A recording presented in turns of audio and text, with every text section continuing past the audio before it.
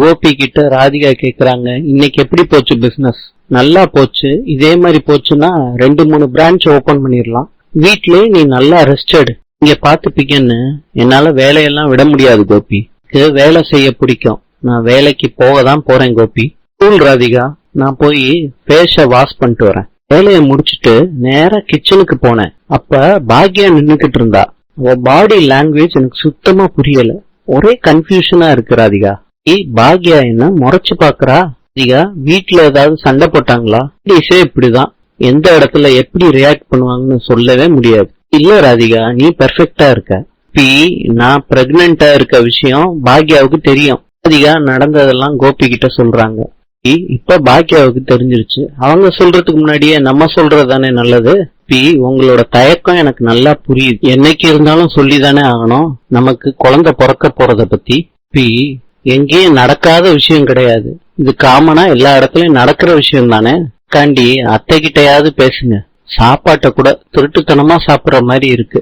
பிரெக்னெண்டா இருக்க சந்தோஷத்தை கூட முழுசா அனுபவிக்க முடியல கோபி. நாளைக்கு காலையில போய் வேலையா அம்மா கிட்ட நான் இந்த விஷயத்த சொல்லிடுறேன் பேபி, கவலைப்படாத. விமல் இனியா கிட்ட போன்ல பேசிக்கிட்டு இருக்காங்க.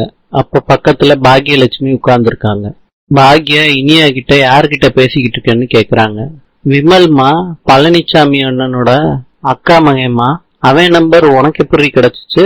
அவன் தான்மா பழனிசாமி அண்ணன் கிட்ட வாங்கிருப்பான் போல இருக்கு. அதான் அவன் என்கிட்ட சிரிச்சு சிரிச்சு பேசி எனக்கு வாயெல்லாம் வலிக்குதுமா. கொஞ்சம் அளவா பேசினா நல்லா இருக்கும். போனை கட் பண்ணிட்டாங்க. பாக்யாவும் தூங்கிட்டாங்க. கோபி ராதிகா கிட்ட சொல்றாங்க, இன்னைக்கு உடைச்சு சொல்ல போறேன், சொல்லிடுவீங்களா கோபி? சொல்லிடுவேன் ராதிகா. கோபி ஈஸ்வரிய பார்த்து தயங்கி தயங்கி நிக்கிறாரு. நான் சும்மாதாமா பார்க்க வந்தேன்னு சொல்றாங்க கோபி. இங்க ஒரே கூட்டமா இருக்கா, ஹால்ல உட்காந்து பேசலாமாமா? பேசுறதெல்லாம் இருக்கட்டும் கோபி, நான் கேக்குறதுக்கு பதில சொல்லு. உடம்பு சரியில்லாட்டி எல்லாருக்கும் வாடிதானே போகும். ராதிகாவுக்கு முகமெல்லாம் பளபளன்னு இருக்கு, புள்ளக்காட்சி மாதிரி. பாக்யா கிட்ட கூட சொன்னேன். நேத்து ராதிகா பார்லருக்கு போனாமா, ஃபேஷியல் பண்ணிருக்கா, அதனாலதான் பளபளன்னு இருக்குமா. விஷயமா கோபி? ஆமாமா. உங்களுக்காண்டி ஹால்லயே நான் வெயிட் பண்றேன். எப்போ உங்க கால் சரியாகுதோ அப்ப வாங்கம்மா, பேசுவோம். ராதிகா கிட்ட சொல்றாங்க, பாக்யா எவ்வளவு அப்பாவியான மூஞ்சிய வச்சுக்கிட்டு எவ்வளவு நல்லா நாடகம் ஆடுறா பாத்தியா? பாக்யா இல்லாட்டி நான் அம்மா கிட்ட சொல்லிருப்பேன். அவ சொல்ல இல்லையே. பாக்யா ஏதோ உள்குத்து வச்சு பேசுற மாதிரி இருந்துச்சா?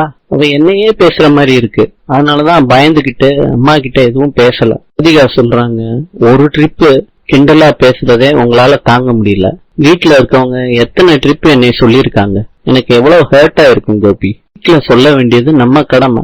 சொல்லிட்டு கிளம்பி போய்கிட்டே இருக்கலாம். வீட்டுக்கு போயிடலாம் கோபி.